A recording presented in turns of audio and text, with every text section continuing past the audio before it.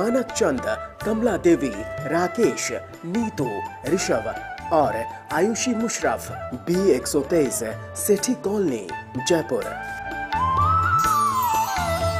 Shri Parshwanath re rolling mills limited, Durgapur 1, Vardhaman, west Bengal. Amita Jain, पत्नी अनिल कुमार जैन, संगीता जैन, पत्नी विपिन कुमार जैन। रत्नम प्रभा वाडेकर, प्रणिया शाह, रंजना कोठारे, वर्षा शाह, बारामती।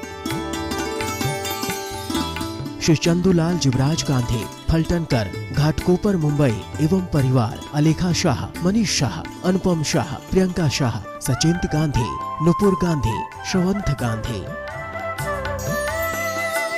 इंदु जैन, रंजना, विनय, सुनैना, अभिषेक, मीराबाग, नई दिल्ली। नेमचंद जैन, शशि जैन, निखिल जैन, शालिनी जैन, शरणई जैन, शांतनु जैन, निशु जैन, शास्त्री नगर, मेरठ, उत्तर प्रदेश। मोहिनी देवी बाकलीवाल, धर्मपत्नी स्वर्गीय श्री कल्याण मलजी बाकलीवाल। पुत्र Dharamchand Bakliwal, Kamal Kumar Bakliwal, Ajit Kumar Bakliwal. Assembly road, Imphal, Manipur. Shri Abhijit, Mugdha, Abha, Ayushi, New Jersey.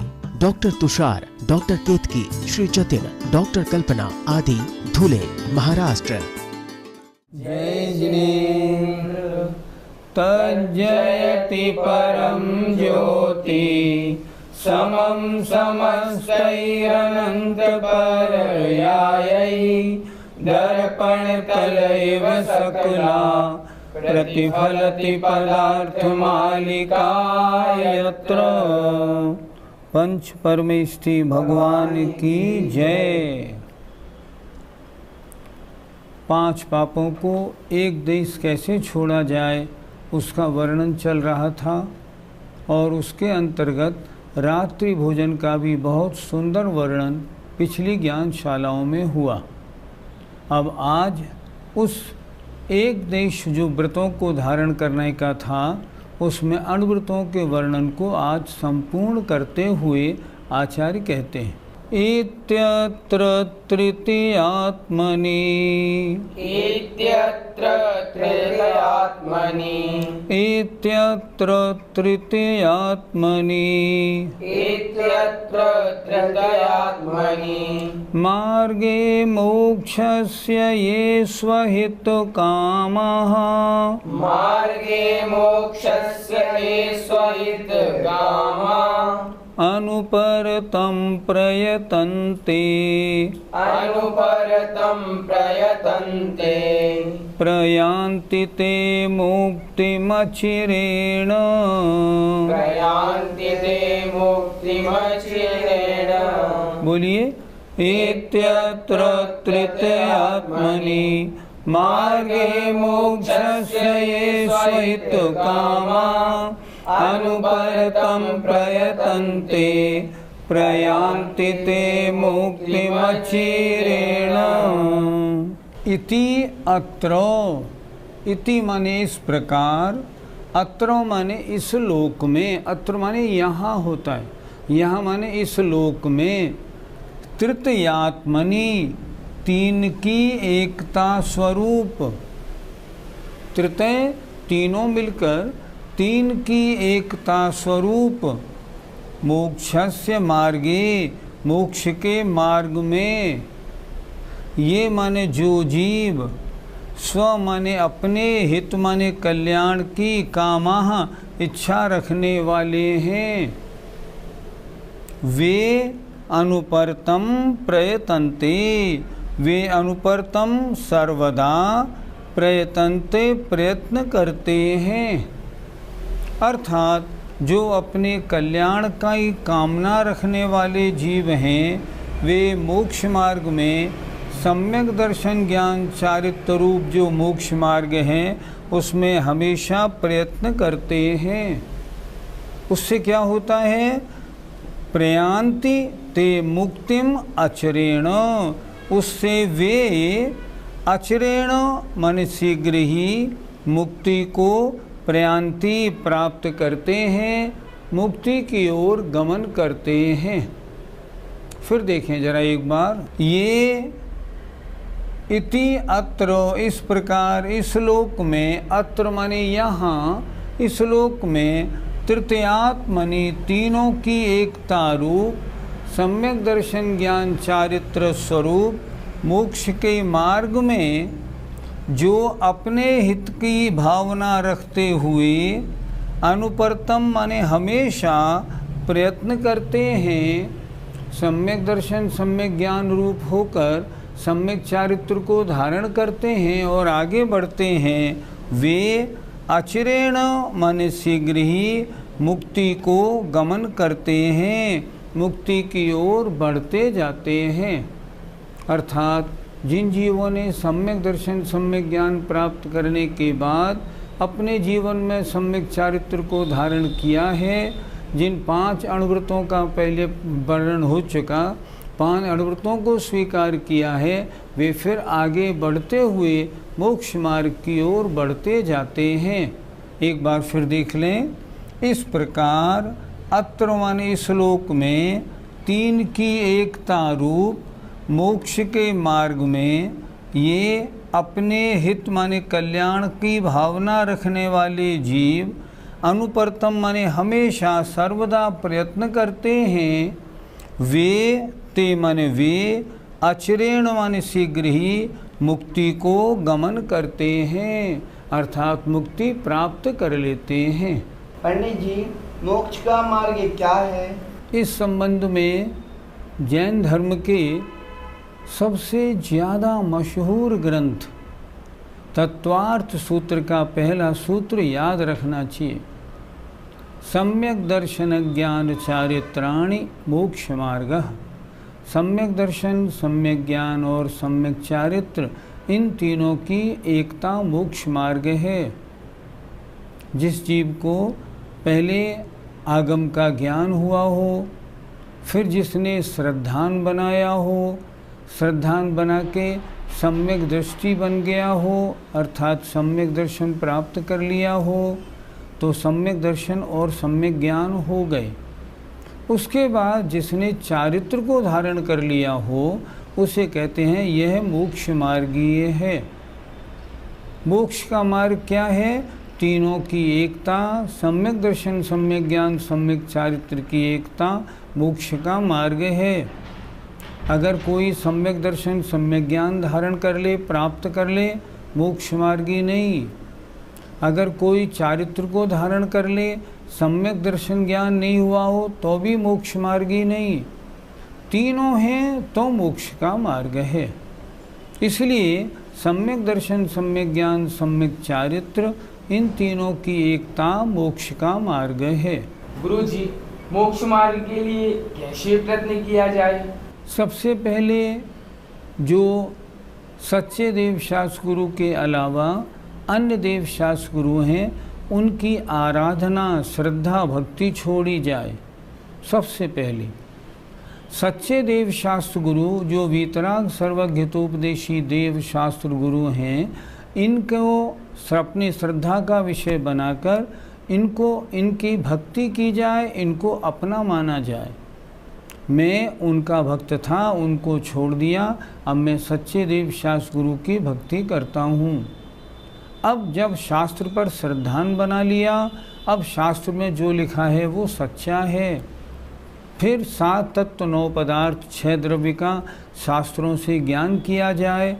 ज्ञान करने के बाद जैसे इन शास्त्रों में लिखे हैं वैसे ही हैं, अन्य नहीं हैं, उसी प्रकार हैं, अन्य प्रकार नहीं हैं, ऐसा पक्का श्रद्धान बनाया जाए, तब सम्यक दर्शन और सम्यक ज्ञान होते हैं। सम्यक दर्शन होने के बाद फिर ये बात पक्की हो गई, मुझे आश्रवबंध घटाना है, संवर निर्जरा करानी है, आत्मा अशुद्ध है उसको शुद्ध बनाना है, तो मैं क्या करूं?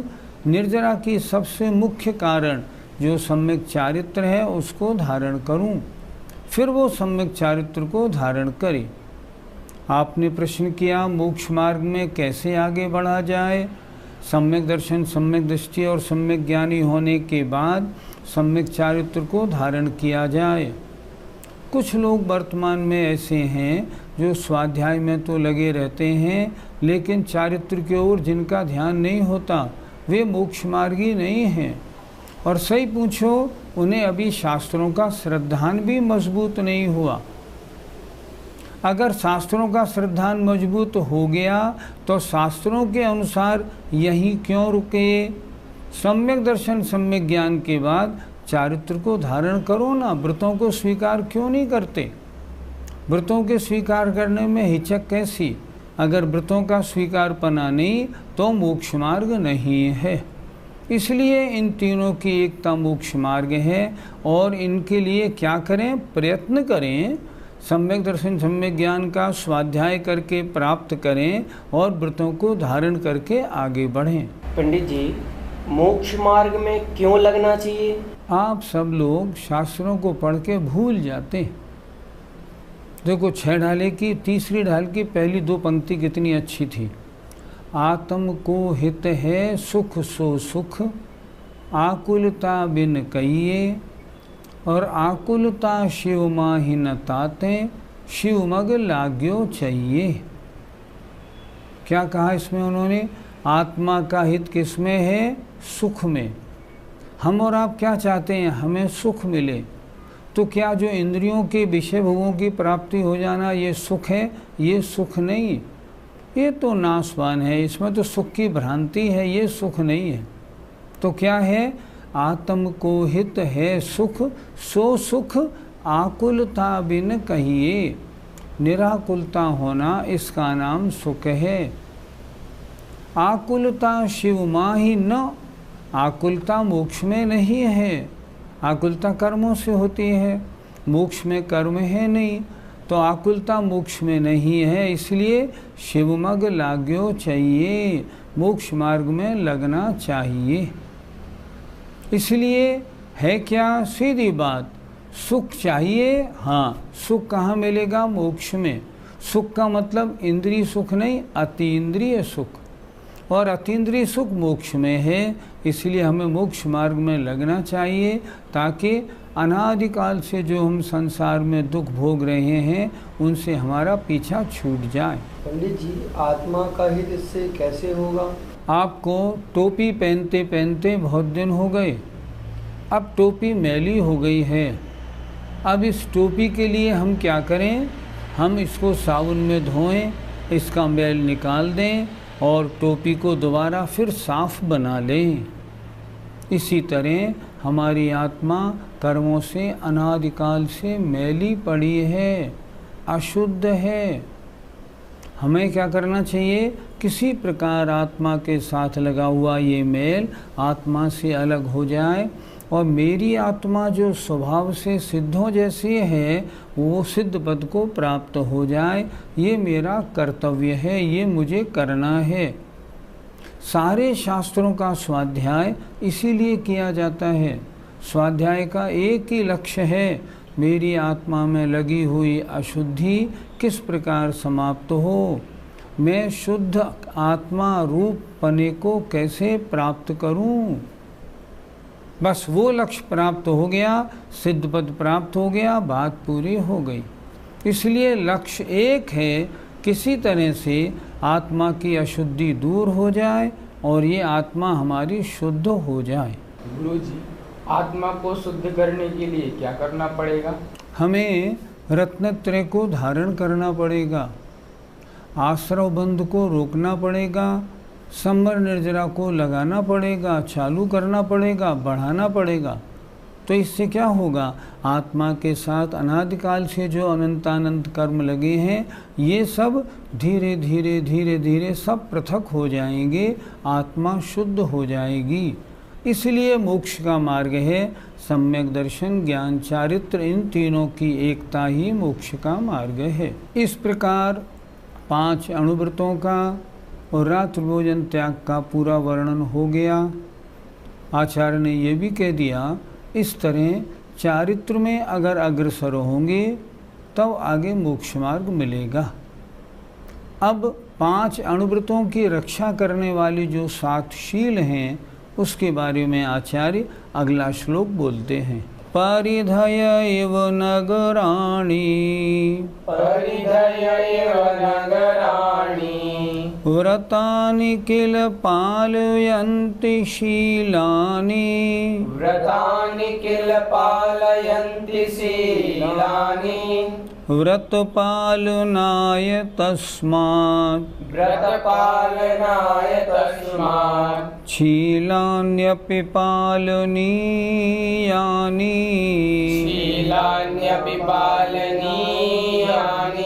बोलिए परिधय एव नगराणि व्रतानि किल पालयन्ति शीलानि व्रतपालनाय तस्मात् शीलान्यपि पालनीयानि। पहले पुराने जितने भी किले आदि बने होते हैं उनके चारों ओर बाउंड्रियाँ खाई वगैरह होती थी जिससे उनकी रक्षा हो। इसी बात को आधार से आचार्य यहाँ कह रहे हैं परिधय एव नगराणि, जैसे जो सीमा है, बाउंड्री है, कोट है, वो नगरों की रक्षा करती है, उसी तरह व्रतानि किल पालयन्ति शीलानि, जो 7 शील हैं, 7 शील 3 गुणव्रत और 4 शिक्षाव्रत, ये 7 शील जो हैं ये निश्चय से व्रतों का पालयन्ति माने रक्षण करते हैं, व्रतों की रक्षा करते हैं, व्रतों का पालन करते हैं।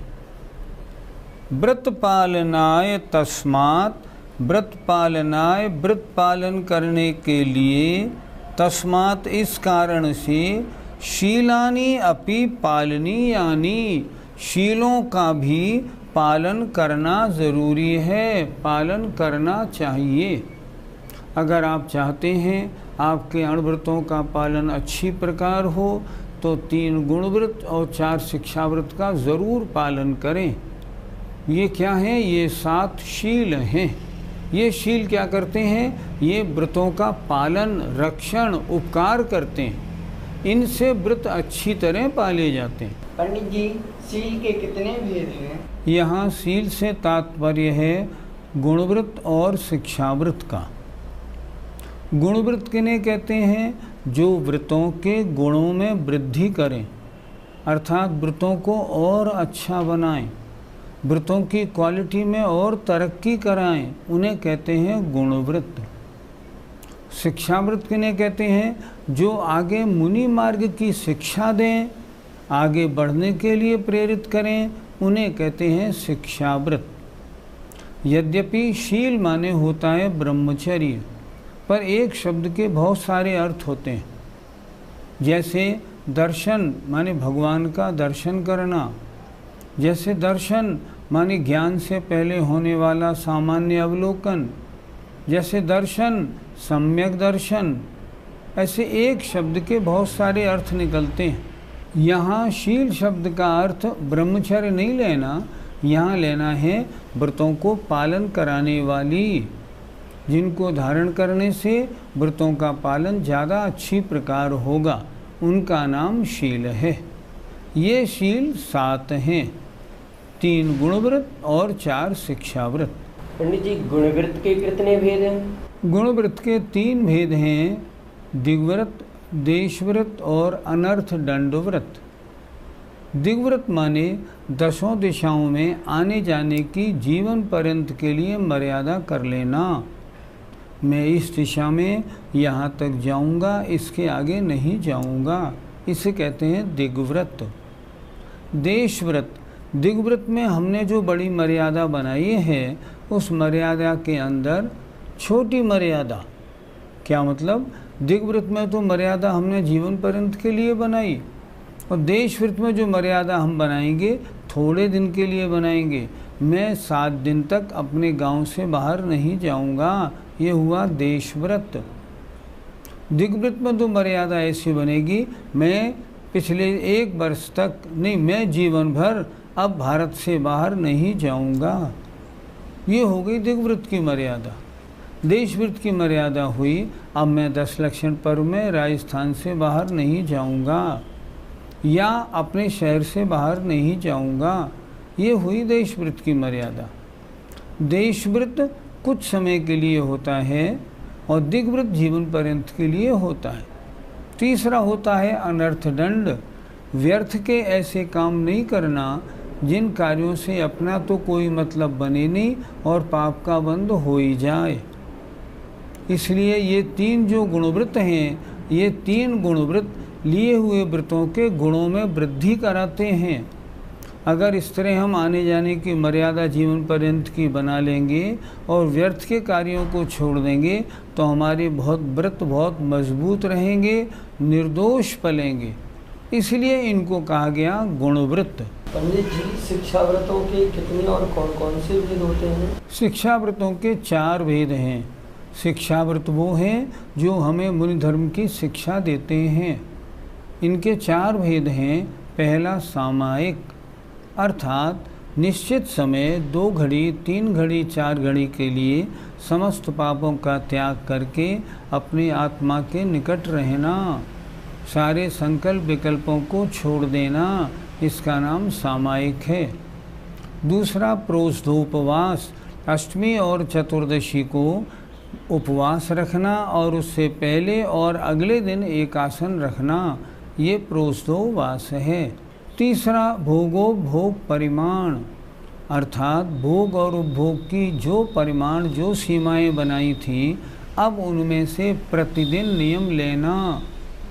मैंने 50 कपड़ों का, 20 कपड़ों का नियम लिया था, अब मैं आज दिन में 3 कपड़े पहनूंगा, बाकी का मेरे त्याग है। मैंने 2 गाड़ियां रखी थी, लेकिन आज मैं किसी गाड़ी में 3 दिन तक नहीं बैठूंगा। इसे कहते हैं भोगोपभोग परिमाण व्रत। भोग और उपभोग की वस्तुओं में सीमा और कुछ समय के लिए घटा लेना। एक होता है अतिथि संविभाग व्रत।